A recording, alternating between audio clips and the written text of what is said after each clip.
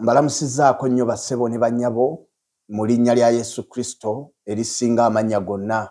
Nze mukwano gwo John the Preacher olunaku luno olwaleero. Kyenza okwogerako mikwano gyange baganda bange bannyinaze abampuliriza bannayuganda bannange. Nzize kwogera n'abavubuka mwenna naddala abangoberera ku mikutu gyange. Nzize kubagamba nti kati ebyobufuzi byawedde, ebyobufuzi biwedde tuddeyo buli muntu okukola kye wakolanga edda ng'ebyobufuzi tebinabaawo. Naddala abaana ba Katonda, si kiseera kya kwonoona biseera, si kiseera kya kukungubagana kubeera mu kukwata ku matama, kwekubagiza nedda. Yimuka, golokoka, vva mu nfuufu, ddayo okole kye walina okukola. Abamu ku mmwe platforms mbadde muzifudde za byabufuzi ezaali ez'enjiri. Abasumba, amakanisa, ebituuti mwali mwabifuula byabufuzi, kaakati biwedde.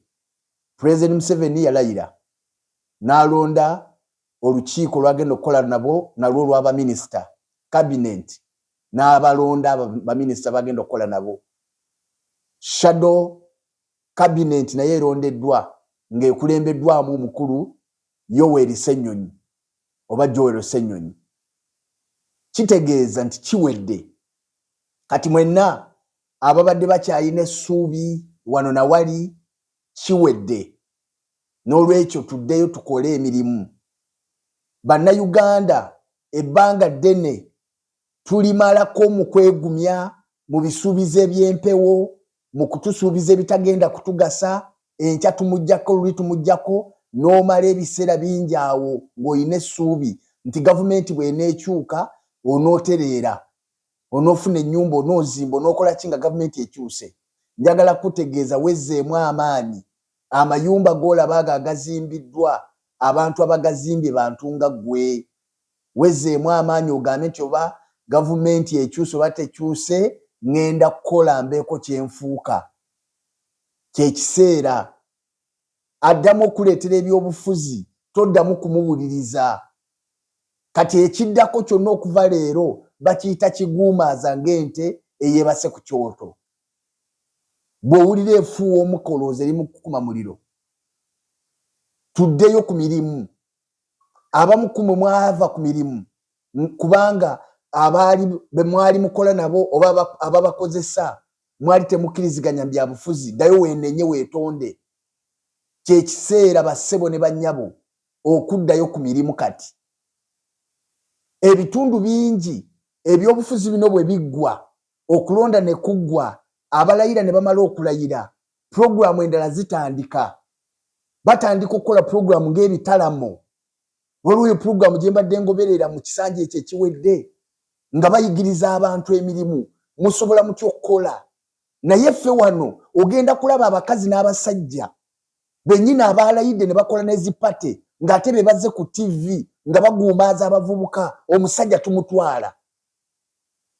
Nga bennyini ate be baawadde ebifo mu gavumenti ey'ekisiikirize ekkakasa eri ey'obujjuvu nti weeri nga be bali mu kwogera. N'olwekyo nammwe ab'amaleediyo mukendeeze okukyaza abasajja abo. Mukyaze abantu ababuulira abantu eby'emirimu. Mukyaze abantu ababuulira abantu enkulaakulana. Mukyaze abantu abaleeta abongerako ku ggwanga. Tulekeraawo okuguumaaza abavubuka emyaka nga bwe gitambula, bwe giyita. Kati kiwedde. Muvubuka, golokoka, ddayo okole. Era omuntu yenna gwe baddamu okukwata kaakati nga bakukutte ng'ovuma President Museveni, nga bakukutte nga simanyi owakanya, bakukwatira bwereere. Njagala kusinzira wano okwegayirira pulezidenti w'eggwanga lino Yoweri Kaguta Museveni. Kubanga ye yalayidde, ye pulezidenti. Ebyo bye mubeereyo ne mweguumaaza ne mulimbira bwereere. Ye pulezidenti w'eggwanga lino.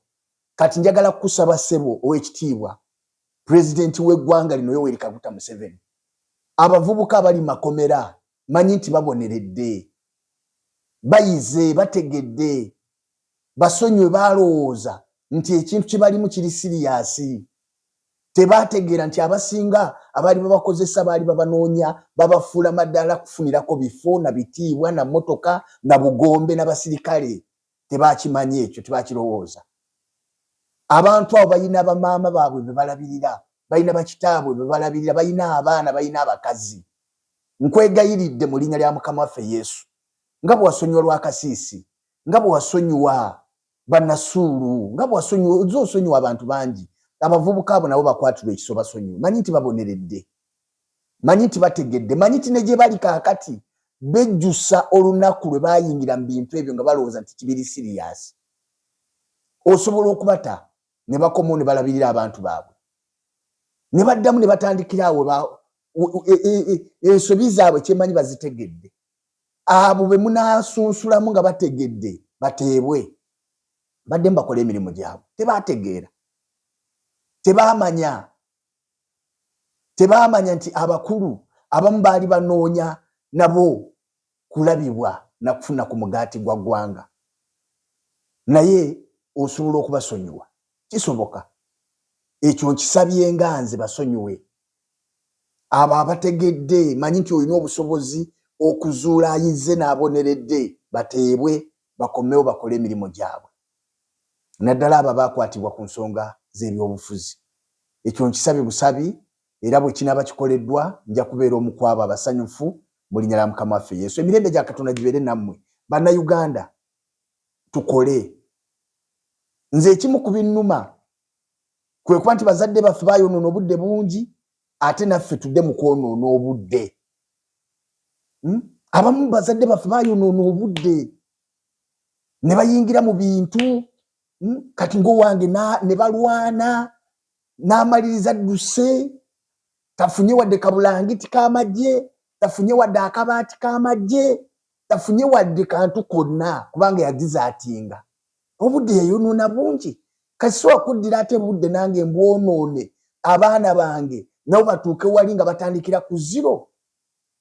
Ekyo tulina okitegeera nti abantu abamu tulina kwerwanako, naddala gwe ng'onfaanana, oli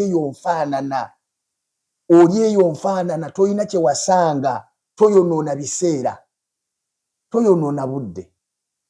Waakirikola oligamba abaana nti nakola ne bigaana naye nakola.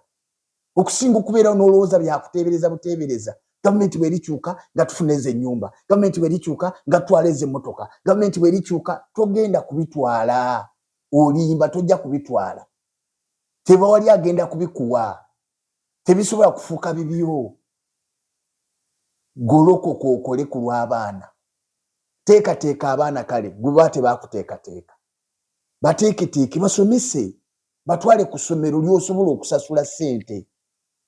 Ne bwe liba essomero litya, batwaleyo basome. Enkya kale babeere baminisita mu gavumenti eriddako gy'oyagala. Naye abamu tulwana nga ne gavumenti ne bwekyuka tosobola kufuna wadde bwa chairman bwa stage ya boda. Kati ofaaki. Tuteeketeeke kale omugigi ogunaddako. Kati bw'olaba nga bano abasajja n'olya nti Kasuku bamuwadde obwambasada, golowooza kiva ku ki? Baamuteekateeka, yasomesebwa, ateekateekeddwa, ayina w'ayimiridde, gw'oyimiridde luddawa. Ffe bwe tuba abazadde tebaakitukolera, tuyambe abaana baffe baleme kuba bamu ku abo abawujja obunyamaata obwo abaliddawo. Nabo kale babakubire ku nduulu. Ekyo kye kinnuma nti ate naawe oyagala kubeera muddu w'abalala n'abaana bo ate babeere abaddu b'abalala. Ekyo tolaba nga kiruma, ekyo tolaba nga si kituufu, ekyo tolaba nga kiteekwa okukyuka, ekyo tolaba nga tuteekwa okwerwanako. Obeeko ky'okola, ozimbe ku musingi abaana bo nabo kwe banaatandikira. Tukyuse omulembe, naye bavubuka mmwe babakozesezza, babafudde amadaala, kati ate oyagala n'abaana bo nabo babafuula amadaala mu mulembe oguliddako. Ekyo kiteekwa okukoma mu linnya lya Yesu.